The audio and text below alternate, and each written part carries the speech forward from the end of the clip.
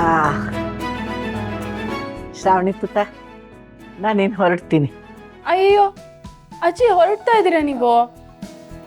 ನಾನು ನಿಮಗೋಸ್ಕರ ಅಡುಗೆ ಮಾಡೋಣ ಅಂತ ಅಂದ್ಕೊಂಡಿದ್ದೆ. ನೀವು ಊಟ ಮಾಡ್ಕೊಂಡೇ ಹೋಗ್ಬೇಕಪ್ಪ. ಊಟ ಮಾಡ್ತೀನಿ, ಆದರೆ ಈಗಲ್ಲ. ನೀನು ನನಗೆ ಸಿಹಿ ಸುದ್ದಿ ಕೊಟ್ಟು ಸಿಹಿ ಅಡುಗೆ ಮಾಡಿ ಹಾಕ್ತೀಯಲ್ಲ, ಅವಾಗ ಊಟ ಮಾಡ್ತೀನಿ.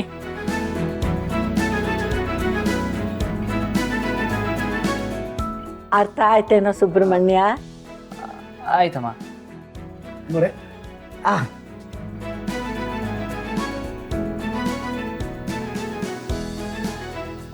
ಶ್ರಾವಣಿ ಪುಟ್ಟ, ನೋಡಿ ಇದನ್ನೆಲ್ಲ ನಿಮಗೆ ಅಂತ ತಂದಿದ್ದೀನಿ. ಇದು ನಿನಗೆ ಪುಟ್ಟ.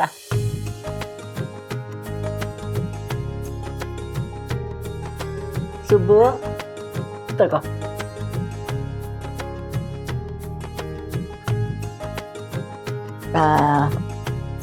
ಪುಟ್ಟಣಿ ತಗೊಂಬರಿ ನಿಂಗಿದು.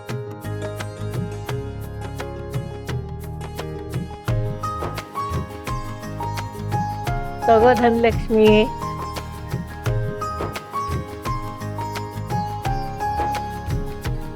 ಬದ್ದು ನಿನಗೆ ಇದು ವಿಶಾಲು ಬಂದ್ಮೇಲೆ ಅವಳಿಗೆ ಕೊಟ್ಬಿಡು, ಆಯ್ತಾ? ಆಯ್ತು. ಹಾ, ನನಗೇನು ತಂದಿಲ್ವಾ?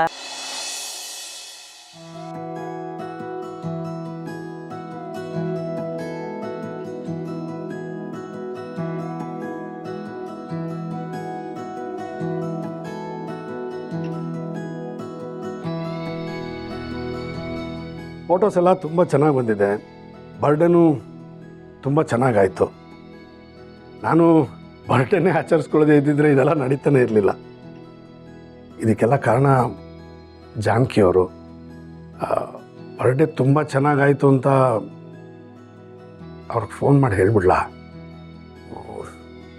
ಪದೇ ಪದೇ ಫೋನ್ ಮಾಡಿದ್ರೆ ಏನು ಅನ್ಕೋತಾರೋ ಏನೋ. ನೋಡೋಣ, ಮಾಡೇ ಬಿಡ್ತೀನಿ.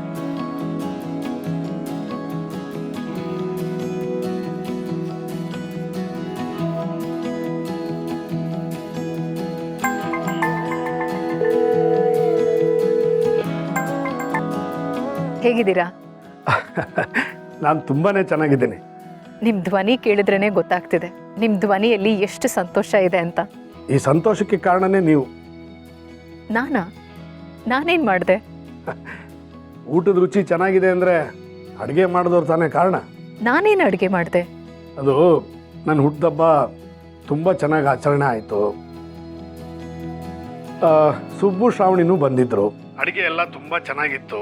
ಎಲ್ಲರೂ ಸಂತೋಷವಾಗಿದ್ದರು. ನೀವು ಹೇಳದೇ ಇದ್ದಿದ್ರೆ ನಾನು ಈ ಬರ್ಡೇನ ಸೆಲೆಬ್ರೇಟೇ ಮಾಡ್ಕೊತಿರ್ಲಿಲ್ಲ. ಅದಕ್ಕೋಸ್ಕರ ಸುಮ್ಮನೆ ಒಂದು ಸಣ್ಣ ಎಕ್ಸಾಂಪಲ್ ಕೊಟ್ಟೆ ಅಷ್ಟೇ. ನಿಮ್ಮ ಮಾತು ಕೇಳಿ ತುಂಬ ಸಂತೋಷ ಆಯಿತು ವೀರು ಅವರೇ. ಈ ನಗು ಯಾವಾಗಲೂ ತುಂಬಿರಬೇಕು. ಬರೀ ನಗು ಮಾತ್ರ ಅಲ್ಲ, ಪ್ರೀತಿ ಸಂಭ್ರಮ ಎಲ್ಲ ಇರಬೇಕು. ಹೌದು, ನಾನು ತಿಳಿದೇ ಕೇಳ್ತೀನಿ, ನಿಮಗೆ ಈ ಮನೆ ಮೇಲೆ ಯಾಕೆ ಇಷ್ಟೊಂದು ಕಾಳಜಿ? ಅದು ಆ ಮನೇಲಿರೋರೆಲ್ಲ ತುಂಬ ಒಳ್ಳೆಯವರು,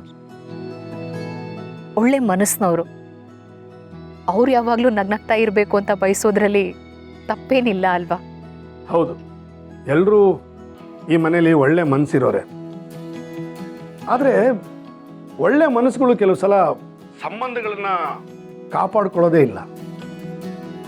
ಆಗ ಹೃದಯ ಭಾರವಾಗುತ್ತೆ, ಪರಿಸರ ತುಂಬ ಬದಲಾಗುತ್ತೆ. ನೀವೇನು ಹೇಳ್ತಿದ್ದೀರಾ?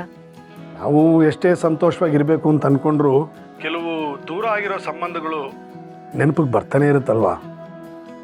ಅಂದರೆ ನೀವು ದೂರ ಮಾಡ್ಕೊಂಡಿರೋ ಸಂಬಂಧದ ಬಗ್ಗೆ ಹೇಳ್ತಾ ಇದ್ದೀರಾ? ಇಲ್ಲ ಇಲ್ಲ, ನಾನು ನನ್ನ ಬಗ್ಗೆ ಯೋಚನೆ ಮಾಡ್ತಾ ಇಲ್ಲ. ನಮ್ಮ ಅತ್ತೆಯವರು ಬಂದಿದ್ರು, ಅದಕ್ಕೆ ಹಾಗಂದೆ. ಹೇಗಿದ್ದಾರೆ ಅವರು? ಆರೋಗ್ಯವಾಗಿದ್ದಾರಾ?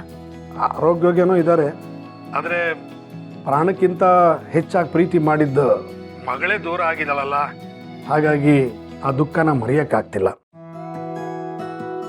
ಎಷ್ಟೋ ವರ್ಷಗಳ ಮೇಲೆ ಮೊಮ್ಮಗಳು ಶ್ರಾವಣಿನ ನೋಡಿದ್ರು.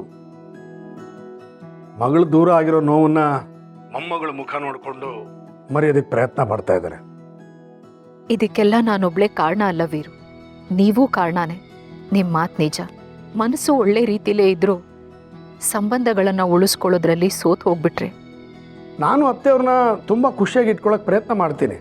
ಅವರು ನಮ್ಮ ಮನೆಗೆ ಬಂದಾಗ ಸಂತೋಷವಾಗಿರೋಕ್ಕೆ ಪ್ರಯತ್ನ ಮಾಡ್ತಾರೆ. ಆದರೆ ದೂರ ಆಗಿರೋ ಮಗಳ ನೋವನ್ನ ಯಾರು ಮರೆಯೋಕ್ಕಾಗಲ್ಲ ಅಲ್ವಾ? ಯಾರಿಂದನೂ ಅದು ದೂರನೂ ಆಗಲ್ಲ.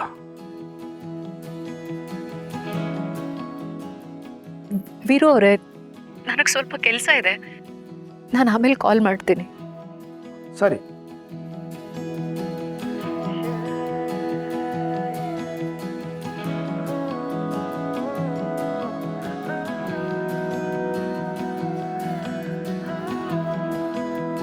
ನನ್ನನ್ನು ಕ್ಷಮಿಸ್ಬಿಡಮ್ಮ. ನಾನು ತಗೊಂಡಿರೋ ನಿರ್ಧಾರದಿಂದ ನಿನಗೆ, ನನ್ನ ಮಗಳಿಗೆ, ವೀರುಗೆ ಎಲ್ರಿಗೂ ಅನ್ಯಾಯ ಆಗಿರಬಹುದು. ಆದರೆ ಕಳಂಕ ಬಂದಿರೋದು ನನ್ನ ಹೆಸರಿಗೆ. ಆ ಕಳಂಕ ಹೊತ್ಕೊಂಡು ನಾನು ಅಲ್ಲೇ ಇದ್ದಿದ್ರೆ ಆ ಸಂಕಟ ಇನ್ನೂ ದೊಡ್ಡದಾಗ್ತಿತ್ತು. ನಾನೀಗ ಯುದ್ಧದಲ್ಲಿದ್ದೀನಿ. ಅನ್ಯಾಯದ ವಿರುದ್ಧ ಯುದ್ಧ ಮಾಡಲೇಬೇಕಾಗಿದೆ.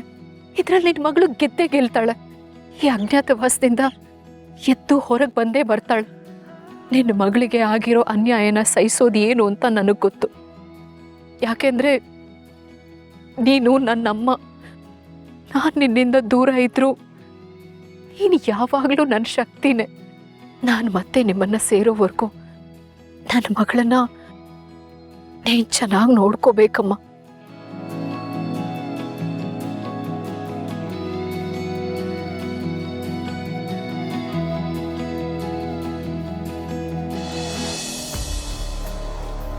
ಇಲ್ಲ ಇಲ್ಲ, ನಾವು ಆ ರೂಟಲ್ಲಿ ಆಗಿಲ್ಲ ಅಂದರೂ ಬೇರೆ ದಾರಿಯಲ್ಲಿ ಹುಡುಕ್ಲೇಬೇಕು. ನೋಡೋಣ, ನಾನು ಒಂದಷ್ಟು ಕಡೆ ಹುಡುಕ್ತೀನಿ. ನಿಮ್ಗೇನಾದರೂ ವಿಚಾರ ಗೊತ್ತಿದ್ರೆ ಹೇಳಿ, ಆಯಿತಾ? ಹಾಂ.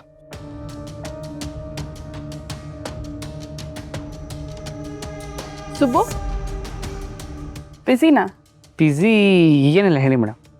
ಅಲ್ಲ, ನೀನು ಹೇಳ್ಬೇಕು ಸುಬ್ಬು. ಅಜ್ಜಿ ಮಾತಾಡೋವಾಗ ನಿನ್ನ ಗಮನ ಬೇರೆ ಎಲ್ಲೋ ಇತ್ತು. ಏನೋ ಯೋಚನೆ ಮಾಡ್ತಿದ್ದೆ ನೀನು. ಈಗಲೂ ಅಷ್ಟೇ ಫೋನಲ್ಲಿ ಮಾತಾಡ್ತಿದ್ದೆ. ಏನೋ ಟೆನ್ಷನ್ ಆಗಿದೆಯಾ? ಏನಾಯ್ತು ಸುಬ್ಬು? ಹ್ಞೂ ಮೇಡಮ್, ಅದು ಯಾವುದೋ ಒಂದು ಕೆಲ್ಸಕ್ಕೆ ಟೆನ್ಷನ್ ಅಷ್ಟೇ. ಸರಿ, ಅಜ್ಜಿ ಹೇಳಿದ್ರ ಬಗ್ಗೆ ಅಭಿಪ್ರಾಯ ನಿಂದು? ಅಭಿಪ್ರಾಯನಾ? ಇದರಲ್ಲಿ ಅಭಿಪ್ರಾಯ ಹೇಳೋದೇನಿದೆ ಮೇಡಮ್? ಅವರು ದೊಡ್ಡವರು, ಅವ್ರೇನು ಹೇಳಿದ್ರು ಸರಿಯಾಗಿ ಹೇಳಿರ್ತಾರೆ. ನಮ್ಮ ತಲೆಯಲ್ಲೂ ಒಂದಷ್ಟು ಟೆನ್ಷನ್ ಇರುತ್ತಲ್ಲ ಮೇಡಮ್. ನೋಡೋಣ, ಎಲ್ಲದಕ್ಕೂ ಟೈಮ್ ಬರಬೇಕು, ಕಾಲ ಕೂಡ ಬರಲಿ, ನೋಡೋಣ.